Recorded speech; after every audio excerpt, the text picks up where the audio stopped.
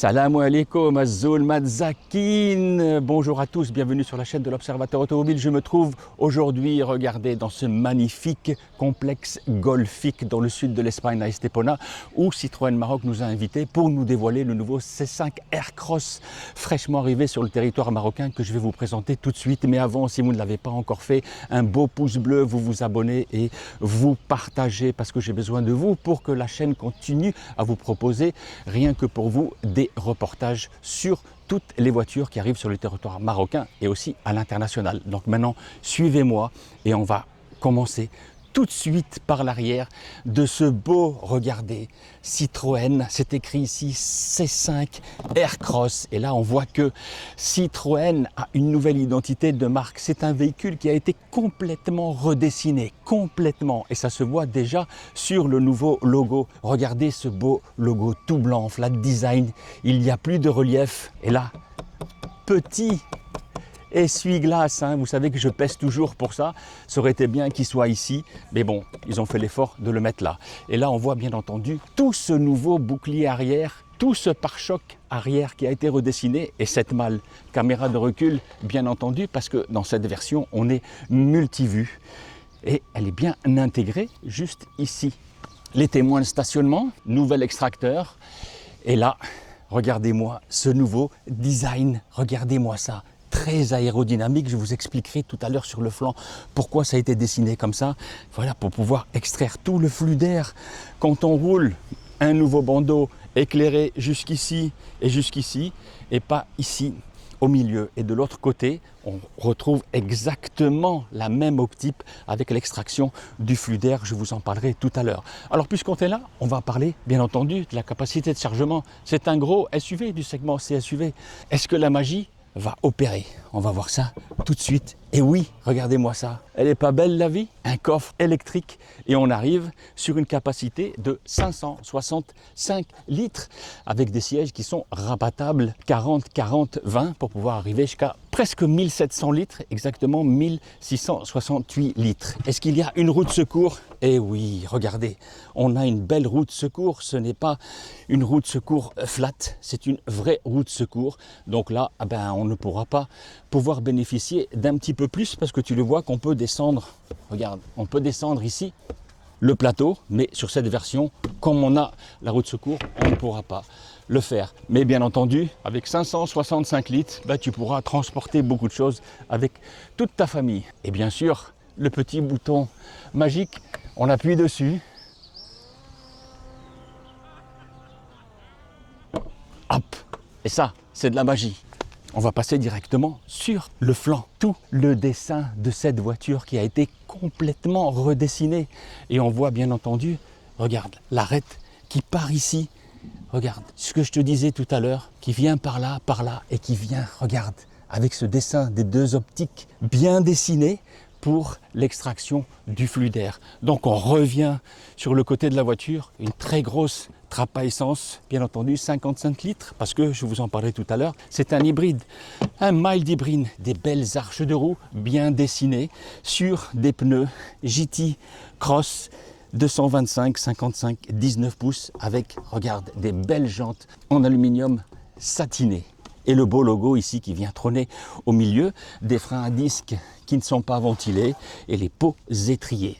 Là, je ne peux pas monter la voiture sur un pont élévateur. Donc, quand je ferai l'essai à Casablanca, je te montrerai tout ça. Tu sais que j'aime bien montrer ce qu'il y a sous la voiture. Des belles poignées de porte, ce qu'il y a de plus classique. Et là, regarde l'habillage des bas de caisse avec, regarde ce bel aileron de requin flanqué ici avec des petites barres qui sont personnalisables sur le marché européen, mais pas sur le marché marocain. Des beaux rétroviseurs qui m'ont l'air très aérodynamiques et je pense que si on regarde bien, il y a une caméra ici qui est de part et d'autre, qui est de l'autre côté et ici pour le système multivue. Petite chose très importante que l'on voit maintenant chez les constructeurs. Approche avec moi, regarde les lécheurs de vitres. Il n'y a pas d'aluminium, il n'y a pas de caoutchouc. Regarde, c'est intégré à l'intérieur, ici et là. Et ça, c'est très malin. Moi, je trouve ça très, très joli. Tout le pavillon, tu vois, qui est légèrement fuyant pour arriver sur cet aileron qui vient intégrer le feu de stop et la belle antenne requin. C'est devenu un standard maintenant. Et un beau toit panoramique et toit ouvrant juste ici. Alors je précise une chose, que ce soit dans l'entrée de gamme ou que ce soit dans le haut de gamme, toutes les Citroën C5 importées au Maroc sont Biton. Et ça plaira à la clientèle marocaine. On va passer à l'avant du véhicule et voici sur quoi on arrive. Là, c'est une nouvelle identité de marque, comme à l'arrière. Regarde ce beau logo Citroën qui est cette fois-ci pas comme à l'arrière, légèrement, regarde, légèrement en relief, très légèrement, et on a pris le soin dans la calandre de faire un petit arrondi pour venir l'intégrer. Un petit bandeau ici en plastique qui n'est pas du tout rétro-éclairé, la caméra avant, et là, eh bien, toutes les entrées d'air. Je pense qu'ici qu'il y a certains capteurs pour les aides à la conduite, de nouvelles entrées d'air pour pouvoir refroidir la climatisation et le moteur. Et là, on voit que tout a été complètement redessiné. Tu vois, ces deux petits lingots spécifiques, on les avait vus sur les Citroën C4, on les voit aussi sur la C3. Et là, des éclairages à LED, full LED, des feux de jour. Ici, eh ben, un petit élément noir. Ici, on voit des petites traces. Je pense que c'est aussi pour les aides à la conduire, les capteurs et la petite lame en aluminium qui vient finir tout cet avant qui a été complètement redessiné. Dites-moi en commentaire ce que vous en pensez. Moi, je trouve que ça lui donne un air très très musclé. Et puis, ce capot, regardez, juste deux petites nervures, une ici et une ici. Est-ce qu'il est presque plat? Non, il n'est pas presque plat. Mais quand on le regarde sur tous les angles, eh bien, ça lui donne un caractère très musclé. Dites-moi ce que vous en pensez en commentaire. Le pare-brise, ça, je ne vais pas vous faire l'article, mais bon, il est bien incliné ici avec tous les capteurs, allumage de phare automatique et détecteur de pluie. En plus de tous les carrés, tu vois, on le voit ici, de tous les petits carrés pour les aides à la conduite. Ce que je te propose maintenant, c'est de rentrer à l'intérieur et de voir, eh bien, si tout a été redessiné aussi à l'intérieur de l'habitacle. On y va tout de suite. Passons à l'intérieur et ouvrons cette porte côté conducteur pour voir comment sont accueillis les passagers à l'avant, une porte traditionnelle. Voici, et je viens de remarquer quelque chose que j'ai oublié de vous montrer tout à l'heure. Regarde ces éléments stylistiques ici. Je pense que c'est pas que pour de la décoration, c'est pour aussi favoriser le flux d'air et venir guider l'air qui passe sur ce côté, une partie par là et une partie par là. Mais maintenant, passons sur cette belle portière, cette belle compte-porte du côté conducteur qui est la même du côté passager de l'autre côté. Donc, plastique dur, ici, du tissu qui m'a l'air bien rembourré, une belle poignée. Et là, regardez-moi ça. On a cette poignée ici de porte qu'on a l'impression qu'elle est, on nous donne l'impression qu'elle est flottante, mais elle n'est pas du tout flottante, tu vois. Mes doigts ne passent pas par là. Et ça, je trouve que c'est du plus bel effet. C'est du piano black, donc ça plaira ou ça plaira pas. Moi personnellement j'en suis pas fan, donc ça laisse des traces de doigts. Donc classique, vitre électrique, fermeture centralisée, condamnation des portes à l'arrière, réglage du rétroviseur, réglage ici du viseur tête haute. Un beau vide-poche où on pourra ranger beaucoup de choses. Donc je te propose maintenant de rentrer à l'intérieur du véhicule, mais avant, regarde ce que je te montre. Sur cette version, la deuxième version, eh bien, tu pourras avoir des sièges électriques multipositions et même sur la finition haut de gamme avec des sièges massants avec réglage à mémoire, tu vois, 1 et 2. Donc maintenant, je vais rentrer à l'intérieur et on va parler de ce nouveau design de cette C5 Aircross. Suis-moi. Je ferme la porte pour simuler une position de conduite dans ce nouveau C5 Aircross. Et là, on arrive sur cette nouvelle planche de bord. Tout a été redessiné. Regardez-moi ça. Une belle planche ici, bien droite, comme je les aime. C'est du plastique dur, mais ça résistera très bien au temps et aux températures. Surtout, nous, au Maroc, on peut arriver jusqu'à 45 degrés. Je vous assure que ça résiste mieux que du plastique moussé et surpiqué. Une belle ligne, regarde, complètement verticale, où on retrouvera tous les aérateurs 1, 2, 3, 4. Et là, tu regardes cette petite astuce. Moi, je trouve ça très joli. C'est les tweeters de la radio, de tout le système audio. Il y a les baffes, bien entendu, dans les contreportes, mais ça, je trouve ça du plus bel effet. Et la nuit, ici, c'est rétro-éclairé. Il y a un petit bandeau lumineux. Juste en dessous, regarde, le dessous de la console centrale, en tissu moussé. Et ça, je trouve que c'est pas mal du tout. Il n'y a pas de rangement. Bon, ben peut-être que ton passager qui sera à côté de toi, peut-être pourra poser ses lunettes ou son portable. Ici, une belle boîte à gants, ma foi, de bonne contenance, mais on peut le voir, pas du tout réfrigéré. Ici, des tout petits dessins, regarde, ça a été pas mal. Avec toute l'histoire de Citroën, 1, 2, 3, 4 voitures pour arriver jusqu'à cette nouvelle C5 Aircross. Et là, on arrive sur regarde, ce nouveau tunnel central avec une dalle ici de, je pense, 13 pouces. Alors, je vais mettre en marche la véhicule pour que tu vois comment elle s'allume.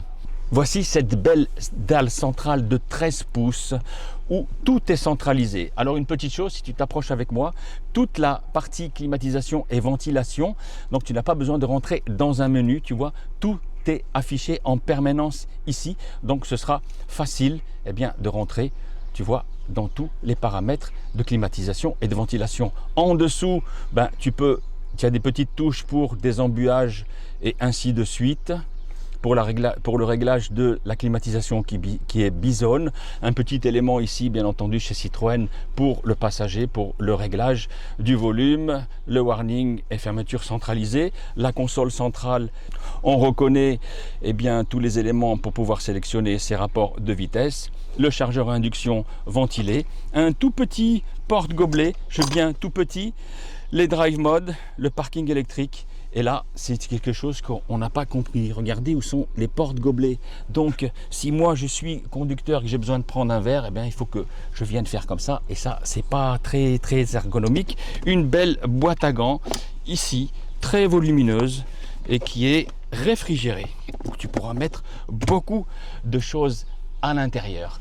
Regarde ce que je te disais tout à l'heure, le beau toit panoramique et qui est aussi ouvrant et qui va jusqu'à l'arrière des passagers, des beaux sièges très enveloppants qui sont en cuir synthétique et tu vois sur ce modèle micro perforé, ça veut dire qu'ils sont ventilés et là on le voit, c'est massant avec une partie ici en cuir. Le volant, il est réglable bien entendu en hauteur et en profondeur et derrière le conducteur, un bel écran entièrement numérique de 10 pouces qui est entièrement paramétrable, mais ça je te le montrerai lors des essais que je ferai sur les routes marocaines. Un beau volant en cuir surpiqué avec toutes les commandes sur le volant pour accéder aux aides à la conduite et ici au menu et au réglage de la radio. Je te propose en une minute de passer derrière pour voir les places arrière et s'il y a de la place pour un grand gabarit. Pour moi, j'arrive sur cette contre-porte qui est identique à celle de l'avant avec beaucoup moins de commandes juste